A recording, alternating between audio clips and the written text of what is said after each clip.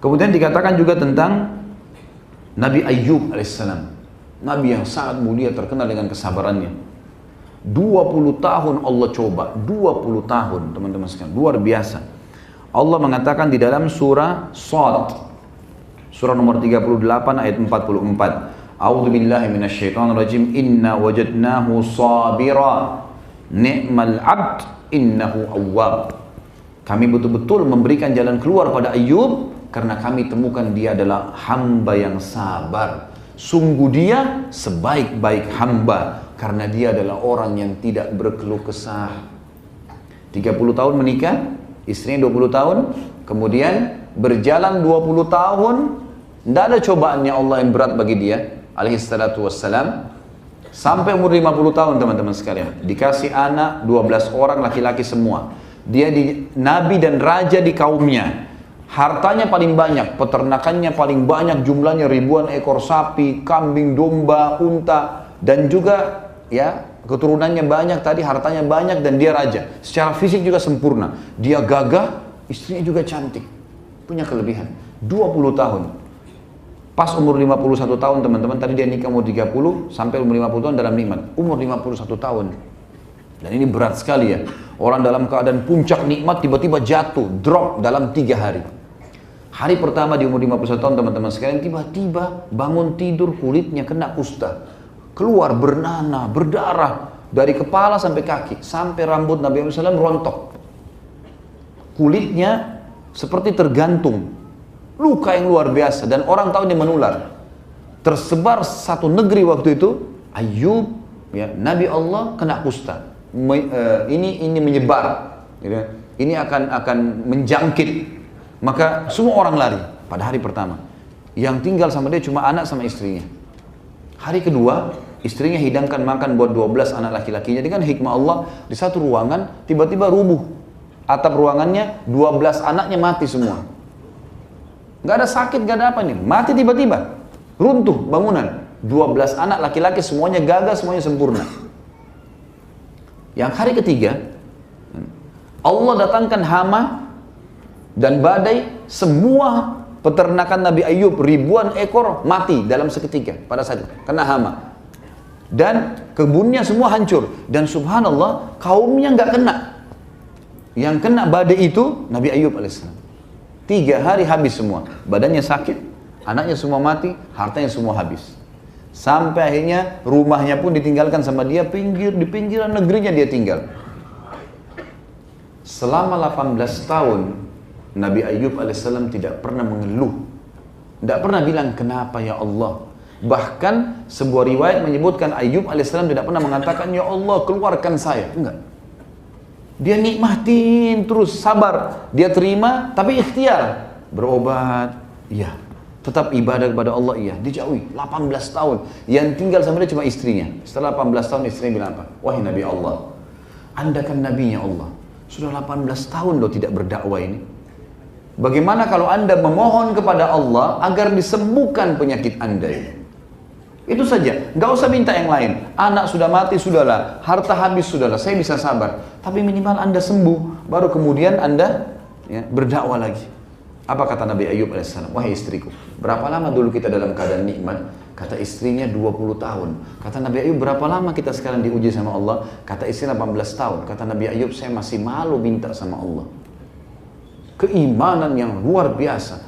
Tahu kalau Allah itu lihat, Allah tahu dia sedang diuji, Allah tahu dia sedang ada masalah, tidak dikeluhkan pun kepada sang pencipta. Pencipta tahu makanan apa yang masuk ke urat-urat saraf antum, ke tubuh antum, minuman apa yang masuk, Allah tahu. Kita tidak pernah tahu minuman yang kita minum mana yang jadi kencing, yang mana jadi bagian darah kita. Kita nggak pernah tahu makanan yang kita kunyah, cuma tahu milih ini asin, manis, pedas, kemudian masuk tenggorokan kita nggak pernah tahu teman-teman mana jadi kotoran, mana jadi anggota tubuh kita. Sang pencipta tahu semuanya, tanpa antum keluh pun dia sudah tahu. Dan dia sudah menjanjikan kekal. Innallaha la yukhliful mi'ad. Allah tidak akan pungkiri janjinya, pasti Allah akan berikan jalan keluar. Nabi Ayyub mengatakan, saya masih malu minta sama Allah. Di 20 tahun cobaan, dia sudah merasa berimbang antara cobaannya dengan nikmat yang pernah dia terima. Maka dia mengucapkan kalimat yang santun sama Allah. Rabbi anni massaniyad dur wa anta arhamur rahimin. wahai Tuhanku, Rabbi, penciptaku, pemilikku, ya, penyiap segala kebutuhanku, pemusnahku yang akan mematikan aku. Massaniyad dur. Sungguhnya aku sedang ditimpa penyakit ini. Dia nggak bilang, ya Allah, engkau timpakan, enggak. Wahai Tuhanku, penciptaku, pemilikku, pemusnahku yang akan mematikan aku. Aku sedang ditimpa penyakit, saking santunnya sama Allah, gitu kan? Wa anta arhamur rahimin, dan kau zat yang maha penyayang. Dia nggak bilang, ini sudah 20 tahun ya Allah berimbang, sembuhin saya. Enggak. Wa anta arhamur rahimin, dan kau zat yang maha penyayang. Artinya, mau sembuhin saya, hakmu ya Allah. Tidak mau sembuhin saya tetap jalani. Luar biasa, sampai keluar istilah, ya, sabar Ayyub diistilahkan. Artinya sabar Ayyub ini puncaknya sudah. Apa kata Nabi SAW tentang ahli surga? Semua ahli surga, poster tubuhnya seperti Adam 60 siku ke langit, wajahnya seperti Yusuf, hatinya seperti Ayyub. Luar biasa, Allah puji. Makanya Allah bilang tadi, inna wajadnahu sabira. Kami temukan Ayyub itu sabar, nggak pernah ngeluh, nggak pernah keluh kesah, gitu kan? Ni'mal abd innahu awwab. Dia sebaik-baik hamba, dan dia awwab, orang yang tunduk, patuh, nggak berkeluh kesah sama Tuhan. Dan ingat teman-teman, saya bilang tadi, semua punya ajal. Kalau antum sabar sampai titik klimaksnya, maka yang datang nanti sesuatu balasan seperti gelombang ombak yang tidak bisa dibendung. Tadi seperti kasus, ingat, yang muridnya lebih ramai daripada gurunya, malah karena kasus masalah itu. Ada cobaan-cobaan yang datang. Maka sabar. Nabi Ayyub alaihissalam dicoba 20 tahun, berarti umur 70 tahun. Di hari pertama umur 71 tahun, teman-teman, Allah munculkan di bawah ranjangnya mata air. Dan Allah suruh beliau dicuci, mandi dengan itu, tiba-tiba sembuh. Dan tubuhnya kembali kekar, lebih segar dan kekar dibandingkan 20 tahun yang lalu. Dari air mata air itu. Yang kedua, Allah subhanahu wa ta'ala mengirim seluruh masyarakatnya pada saat itu. Tersebar berita, Ayyub sudah sembuh. Nabi Ayyub waktu sudah sembuh, Allah perintahin dia jalan. Nabi Ayyub jalan. Mungkin masyarakatnya dilihat semua, Ayyub, orang semua kagum. Luar biasa, sembuh. Alhamdulillah, Allah sudah sembuhkan. Tuh, semua orang tersebar berita. Apa yang terjadi? Ini hari pertama. Hari kedua, teman-teman, seluruh negeri datang membawakan hadiah buat Nabi Ayyub alaihissalam. Ada yang bawa sapi, ada yang bawa kambing, ada yang hadiah wakafkan kebunnya. Pokoknya itu Nabi Ayyub. Dalam satu hari, di hari kedua, kekayaannya Nabi Ayyub menjadi double dibandingkan kekayaan 20 tahun yang lalu. Tidak bekerja apa-apa. Allah datangkan dengan caranya. Hari ketiga, istrinya hamil dan setiap tahun pada saat itu melahirkan anak kembar, sehingga Allah memberikan dia 24 anak laki-laki. Padahal tadinya 12. Tidak ada yang mustahil bagi Allah. Cuma butuh keimanan dan jadikan sabar sebagai pegangan hidup kita. Ini penting, teman-teman. Kemudian juga dikatakan tentang masalah sabar ini. Afwan, namanya agak rapat ya. Di belakang kepenuhan tempatnya. Bisa merapat, akhi. Silakan maju dulu. Kasih kesempatan ikhwah yang baru datang. Selanjutnya, teman-teman sekalian, termasuk orang sabar itu, kalau sedang datang masalah, Allah dobelkan pahalanya dibandingkan orang yang sedang tidak ada cobaan. Allah akan berikan double pahala dibandingkan orang yang sedang tidak menghadapi cobaan. Di dalam surah Az-Zumar, dalil berhubungan dengan masalah ini, surah Zumar, surah nomor 39 ayat 10. A'udzu billahi minasyaitonir rajim. Innama yuwaffas sabiruna ajrahum bighairi hisab. Sesungguhnya orang-orang yang sabar itu, apalagi sampai titik klimaks, hari terakhir Allah uji kita dan pasti tiba di hari itu, gitu kan?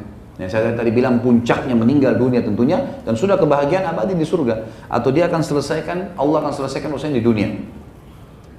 Sesungguhnya orang-orang sabar, kalau sabar sampai titik klimaksnya, akan mendapatkan pahalanya bighairi hisab. Nggak ada lagi hitung-hitungannya. Udah seperti gelombang yang besar sekali datang kepada dia, yang dia sudah tidak tahu harus kemanakan nanti harta itu. Dia tidak tahu harus berbuat apa dalam masalah-masalah yang sedang dia hadapi. Subhanallah, saya bertemu kemarin di kota Makassar dengan salah seorang ikhwah. Kebetulan saya sangat kenal orang ini, karena dulu pasangan hidupnya itu teman istri saya.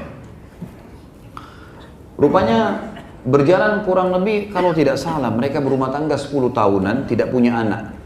Tidak punya anak. Dan pasangannya ini seorang mu'allaf gitu kan. Cuma tidak belajar agama.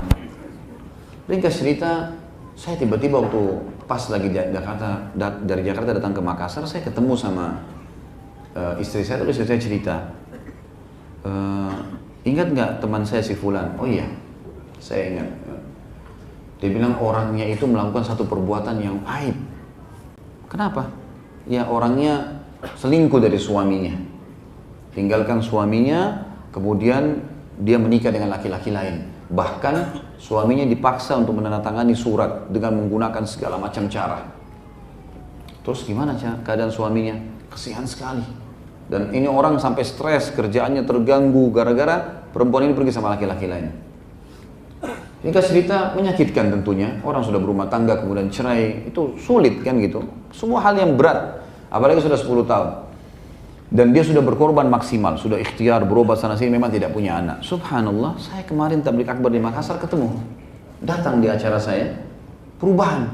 Penampilannya sudah agak berubah. Kelihatannya orang yang seperti sudah ikut pengajian, sudah pelihara jenggot, sudah tidak isbal, sudah ngomong masalah agama. Terus kemudian ketemu sama saya, datang ke rumah, minta datang ke rumah, datanglah ke rumah. Terus saya mau ngobrol, dia gembira sekali. Saya, Masya Allah, di mana antum sekarang? Oh tetap sama kerja di tempat itu dan seterusnya. Terus saya bilang, bagaimana masalah antum? Kebetulan dia bilang, saya tadi hadiri pengajian antum bersama istri dan anak-anak. Saya tanya, karena dia ucapkan itu, emang antum sudah menikah? Dia bilang, alhamdulillah sudah. Saya menikah kurang lebih 4 tahun atau 4 tahun yang lalu. Setelah masalah dia berlalu sekitar mungkin berlalu 6 tahunan, setelah itu dia menikah 4 tahun. Jadi saya sudah lama gak ketemu dia, mungkin sudah 10 tahun gak ketemu dia. Dan dia dulu 10 tahun juga berumah tangga gitu kan. Maka saya ketemu sama dia, langsung dia bilang, alhamdulillah setelah berlalu permasalahan saya itu ya, 6 tahunan, tahun ke-7 saya tetap sabar, saya tetap bekerja, sumpek setiap hari ada masalah. Terus dia bilang, Allah gantikan saya sekarang seorang istri yang saya tidak bayangkan lagi. Sudah susah saya gambarkan. Sudah mukminah, baik, santun, jaga hubungan baik sama saya, sama keluarga saya, dan Allah karuniakan saya 3 orang anak. Waktu nikah pertama nggak ada anak. Ini kenapa saya angkat teman-teman sekarang? Karena saya lihat mungkin memang ajal daripada cobaannya orang ini 7 tahun. Dia sabar sampai titik klimaks, Allah ganti. Dan masalahnya istrinya selingkuh, Allah gantikan perempuan. Masalahnya nggak punya anak, Allah kasih anak. Lihat tadi poin yang saya bilang. Cobaan datang di harta, datang harta nanti. Di pasangan, datang di pasangan.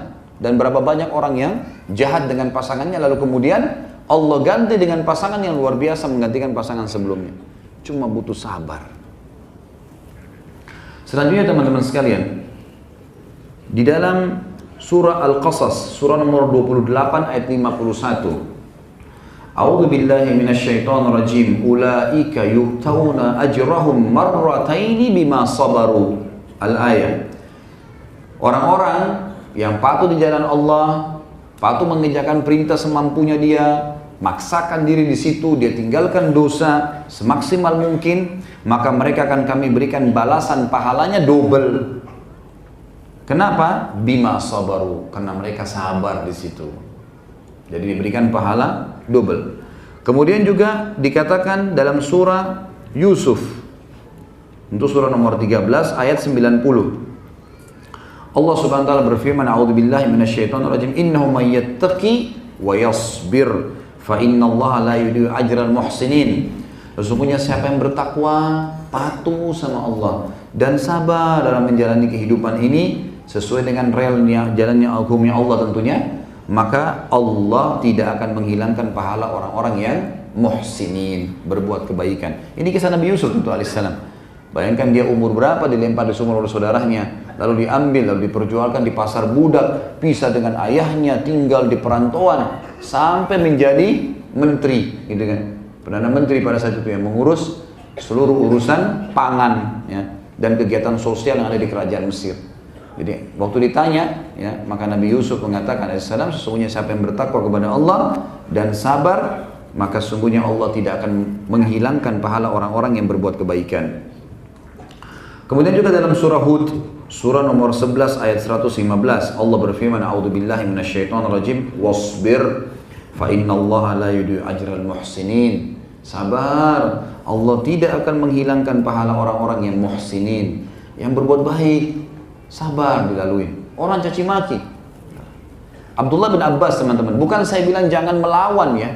Beda kalau kita terzalimi, kemudian kita rasa memang hak kita harus diambil, kalau tidak malah jadi masalah. Apalagi kalau berhadapan di kancah peperangan dengan orang-orang kafir, itu lain.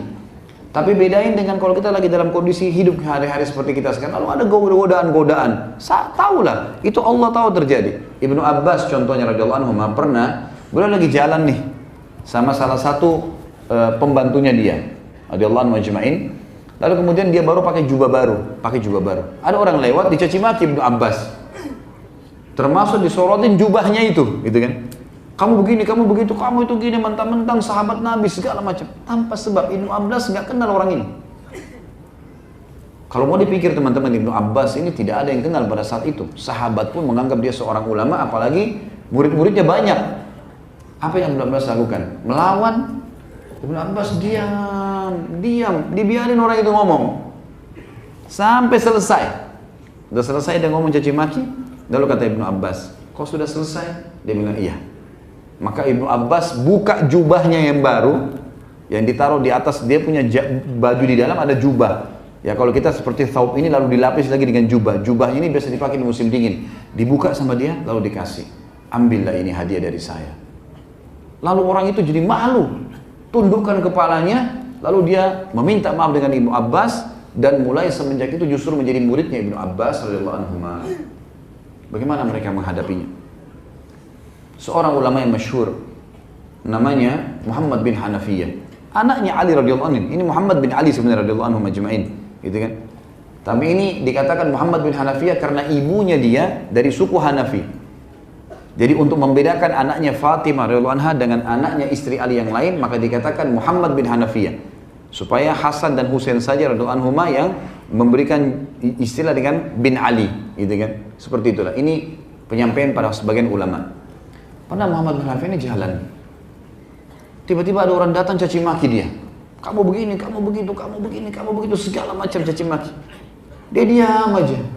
Orang marah-marah, dia diamin aja, dia tunggu, didengarin semua keluhannya orang itu, kacanya didengar semua. Udah selesai, langsung dia bilang, apa kau sudah selesai saudaraku?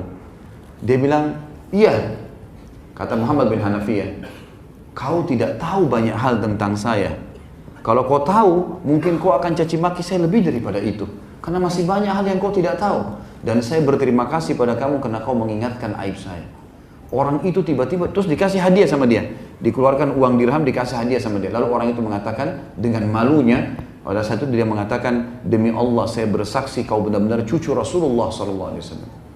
Dan begitulah akhlak salaful ummah, gitu kan? Artinya bukan kita di sini orang bertengkar kemudian atau orang ribut lalu kemudian kita harus melawan, karena kebodohan seseorang teriak-teriak kalau kita ikutin, kita jadi bodoh nggak seperti dia? Hah? Apa yang membedakan antara antum dengan orang yang caci maki? Kalau kita diam, maka kelihatan perbedaan kan? Coba kalau ada orang lagi caci maki, yang satunya diam, antum lihat dari jauh, siapa yang orang antum muliakan?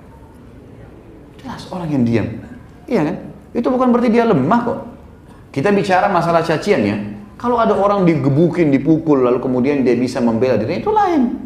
Bela dirinya kemudian dia pergi. Dan juga boleh kita gunakan cara lain adalah firman Allah Subhanahu wa taala, a'udzubillahi minasyaitonirrajim, wa idza khatabahumul jahiluna qalu salama. Kalau mereka diajak bertengkar, ribut sama orang yang dianggap bodoh dalam agama, mereka mengatakan salama. Terserah kamu deh, lu kita pergi. Kalau ada yang bertanya baru kita jelaskan. Seperti ini sebenarnya, seperti ini sebenarnya. Selebihnya tawakal. Udah, biarin Allah yang mengatur semuanya. Tidak usah kita terlalu sibukkan diri. Gitu. Kita harus tahu ada campur tangan pencipta kita yang luar biasa.